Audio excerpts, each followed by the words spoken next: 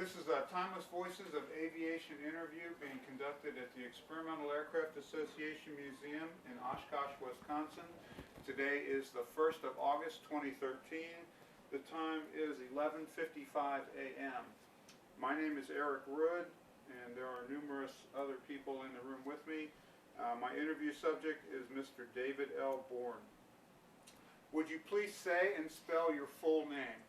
David L. Bourne, as you said, D-A-V-I-D, L, and Bourne is just plain B-O-R-N. When and where were you born? In Syracuse, New York. And what year? What 1923, December 11th. And what is your earliest aviation recollection? A friend of mine who had a big effect on my whole flying area, life, whatever, but he was way ahead of me starting. And very quickly, he had a little model of an airplane. And he came over to my house one time. We put a shade down in the basement, and we had strings going up and down.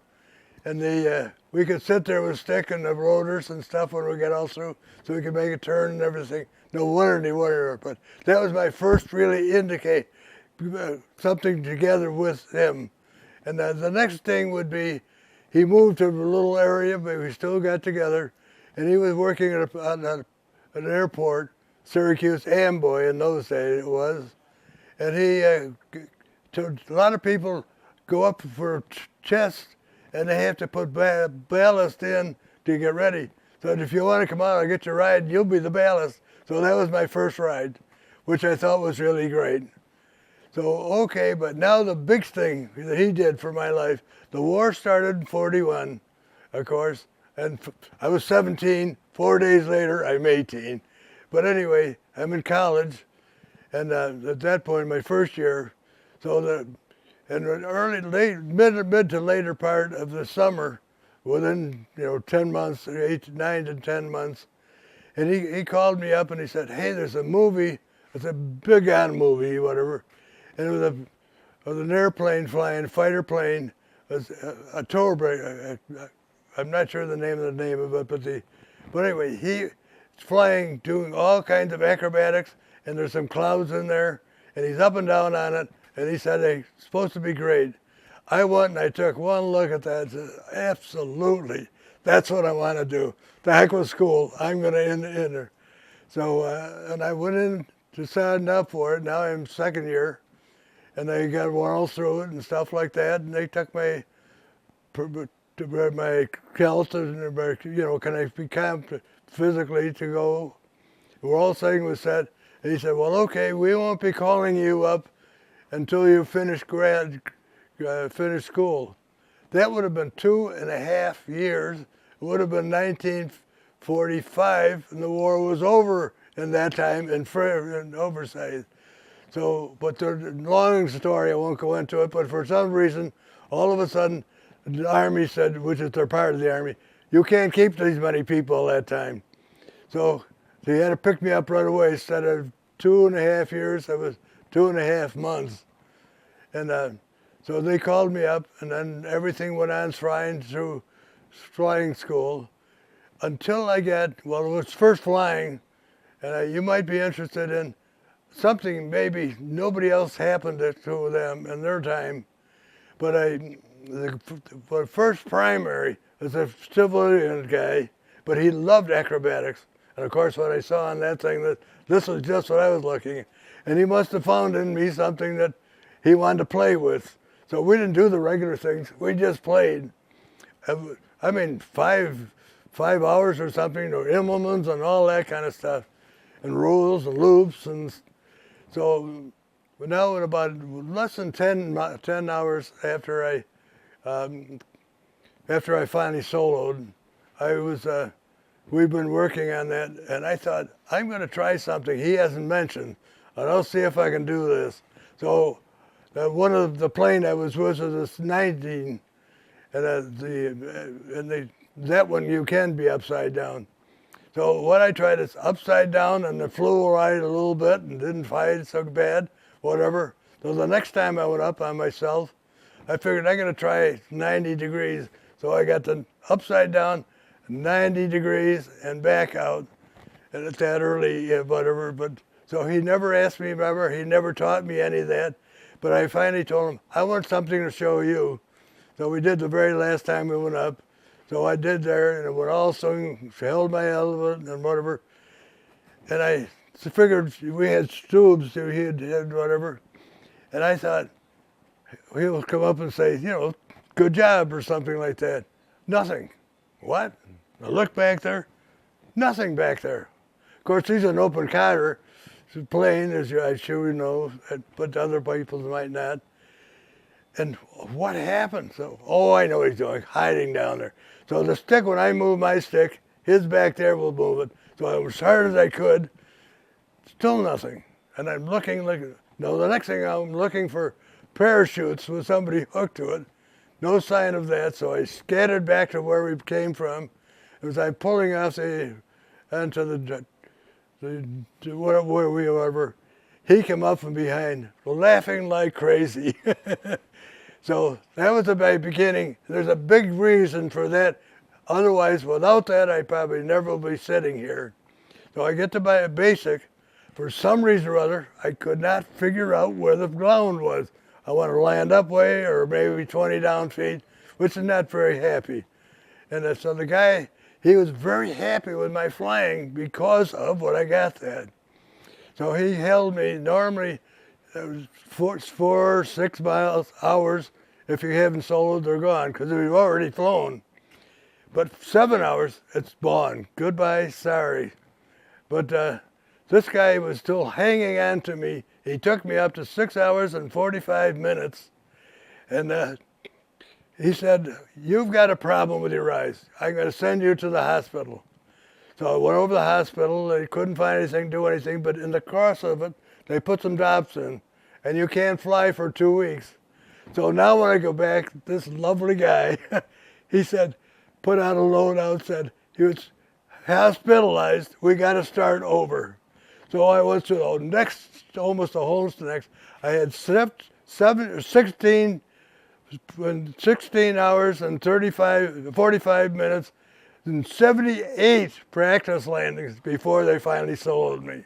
So after that, things were a little bit normal. A little bit slow when I got the AT6. But now the next thing I go is in the P40. It's the first time period, no problem. So after that, I really had no problem. They're never good. All the way through combat, we always have our doctor would get out and see the best 4 and the worst 4. Just about every time it was one of the last bad ones. But so everything went on through, and we would, every time they're slow here and there, this thing. But anyway, one of the nicest flying that I had was after I got my wings, we got some firing in the air, and all we did was just do that. We got in the plane, we go up and ran through use our ammunition up, and we go back and wait a while or something, and bango, we're up in there as many as 5 or 6 times a day. And it was only a week and a half or something, but I can still look at that as, oh, it's just a wonderful thing to do. And it's just right up my alley. I enjoyed that. But okay, then we went on into the P40. We got a little over 100 hours ready to do the military aspect of it rather than the flying aspect of it. So we went overseas, and we never flown the 51. So there's a place they send you. You'll get 10 hours in that. Then they send to your squadron. And they go through a lot of different things, so that's another 3 weeks, because when they say one word maybe, told me a whole sentence, so I know what I do and stuff. And so finally I got on my gun, finally on a mission, and I think it was about the 2nd or 3rd mission, there was a sign of some bogeys. And so we're 3 squadrons, and I'm in the 3rd back here, and the ones in the front were closer. And the next thing I hear him say, we don't know what it is, but we think it's some Germans, so drop banks. And I'm sitting there and I'm looking. They're just there now, and planes going down like crazy. I can't do something like that. Mama, take my wing out of my front window. But anyway, I understood it. But so after that, Well, we got all the way to Berlin and stuff many times. But I'm a wingman, so as you well know, a wingman is a wingman. He goes out as one, he comes back as one. This guy, he does the shooting. But what you're doing is let him concentrate on that, so that when I'm looking around and back, he doesn't have to worry about that, because if he can trust me, he'll make sure. So I never really got into that, because we never got further than that, because by the time we got with them, the planes would come down and into the down from out of the sky or something, out of the sun, but from their area. But they're getting close to them. We can't get in between them and help them. So there's Robin Olds, that was my CO, and then another guy, can't come up with his name right at the moment, Zemke. I don't know if you probably know that name. He was always telling them, we can do a better job than that. We'll leave some of them there, but we will take a lot of us. Will go out. We'll see if we can find the Germans when they're getting together. So you had up, if I'm right, 40 to 50 people in that. So if you can bust them up, then they're very ineffective compared to what they would be normally. So this time, finally, we got to a point where we did do that, and it was Robin Olds heading it, whatever, he pushing for that all the time.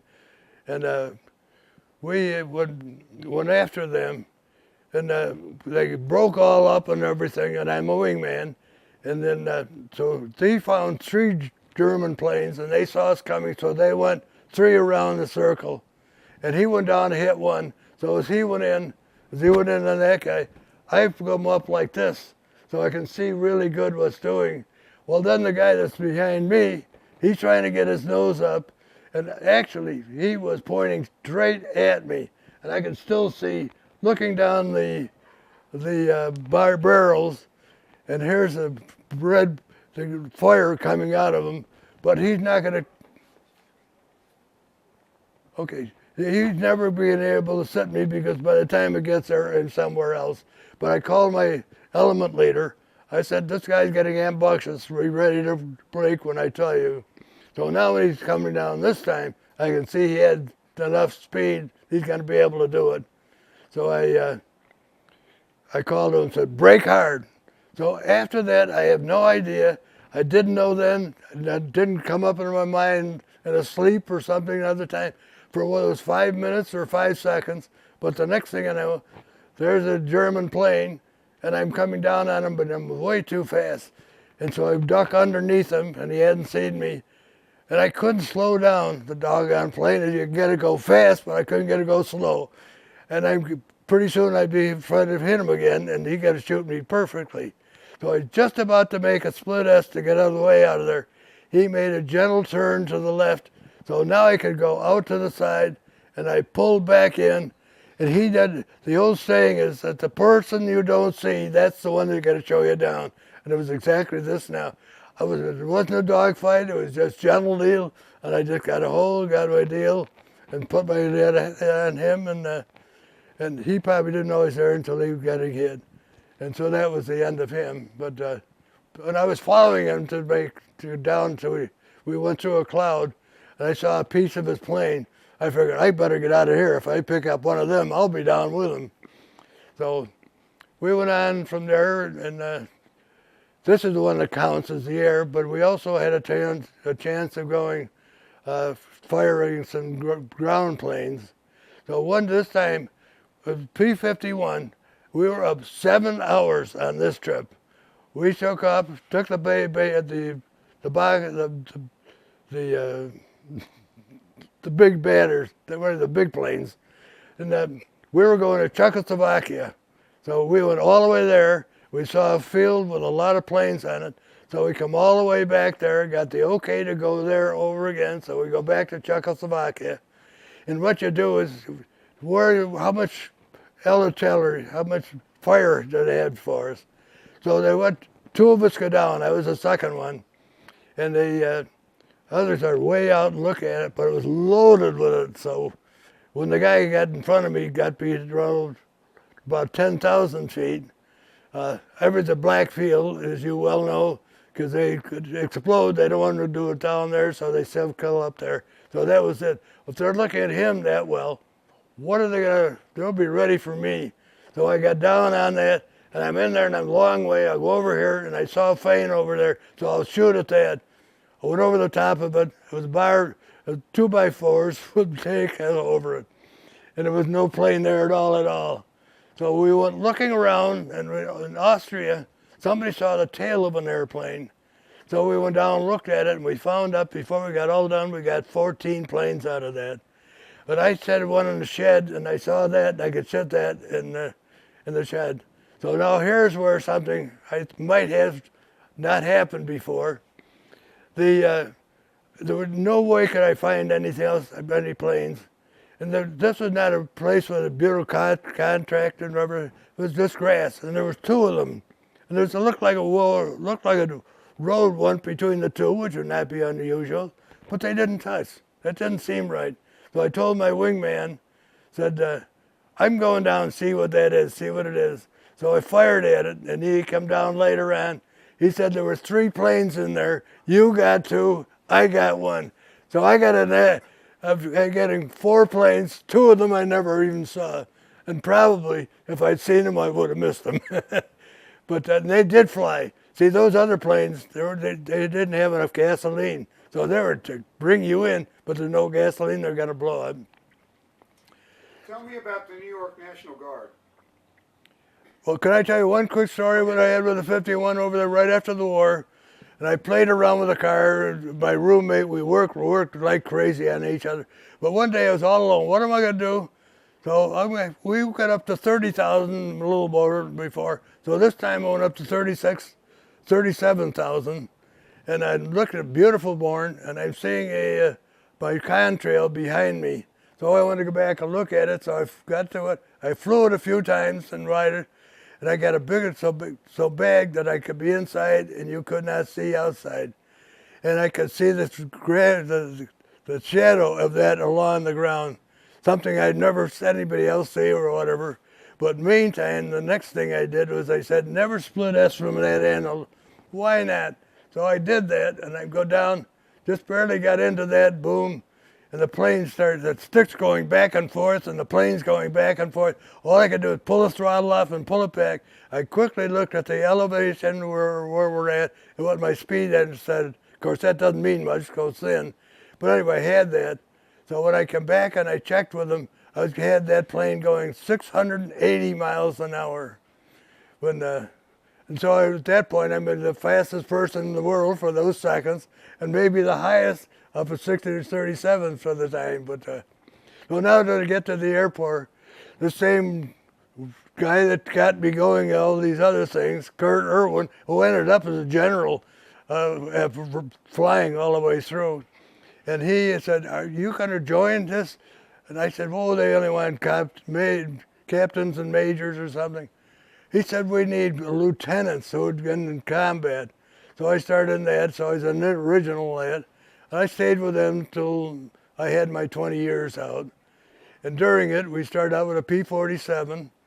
And we had, how are we doing in time? Okay, so I was in college now, and I'm getting up to the point of graduation. We had our T-6s. But we didn't get our B-47s until about a month or 2 after I graduated.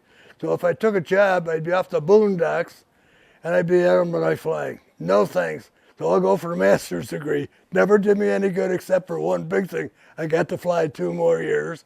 And by that time, I found a place I could be close enough.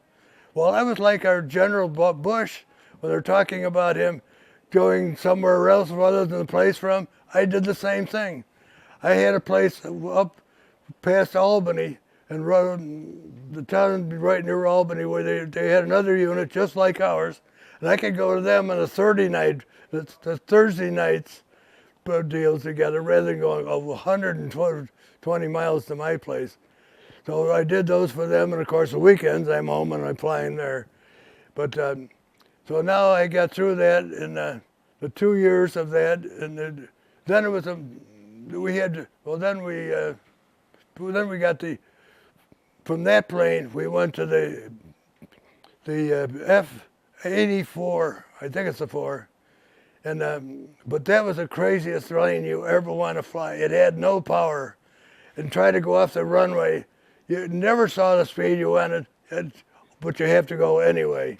So one day I'm going out there, and I got a guy on my wing, and we're getting down there, and I look, he's there, okay, and I go off, barely making it, and you sit there and you squish a little bit, you take a little bit of the lap down, and then you go up a little higher and take some more off. And I heard that I couldn't see him there. I figured, what, he's behind me. And I heard the tower call, he got out okay. Huh? I look back there, there's his airplane, he's walking out of it. What happened was, we always put our gas mask on, among other things, which our speaker was. So they had to give you gas oxygen. So he hooked us on here, and you bring that up to it and hook the other on it. Well, we were told to take it up there. I don't recall him saying why, but anyway, but this time it happened to be down there, and he picked it up and put it here, and hooked on. Well, what happened was, this airplane goes down, it's a crazy plane, a negative deal, and you didn't do anything else but put it all the way, wait till it breaks, and then you can go start flying the plane. He couldn't get it back far enough. So here he is, full speed, full power, running off the end, bouncing around, and at one point he's skidding around, and there's a hole there, and it tore the nose off. That was enough to ease his dying. He got up, walked away. So, Tell me where the moniker "the boys from Syracuse" came from. Who originated that? I don't know where that came exactly, but they've heard the name of whatever, the movie was way back, whatever, and I don't know, but we're in Syracuse, among other things, and so that I can't recall. If I knew, I don't remember now, but it was sort of great, but we had not just men, we had women, so that come a problem. So they don't use it anymore. That's a long story. But got the next? I think that'll just about do it for us. We're at just under 25 minutes. Okay. So I want to say thank you very much for your service to our country, and thank you for granting us this time for this interview. Okay. Well, you're not recording now. Yes, we are. We're still going. And, well, you can love this out. When people tells me, thank you for what we did for your company, I look at them and say, well, look at it this way.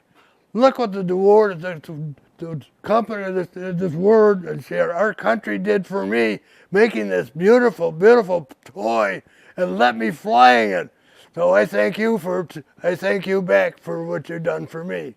We now pronounce you the latest timeless voice of aviation. What? Thank you. But you are now the latest timeless voice of aviation. And that's voice? Timeless voice. Oh, okay. Yeah, yeah. All right, just sit still there. We'll get this microphone Okay. off of you. Tell you what. He named his aircraft Just Born.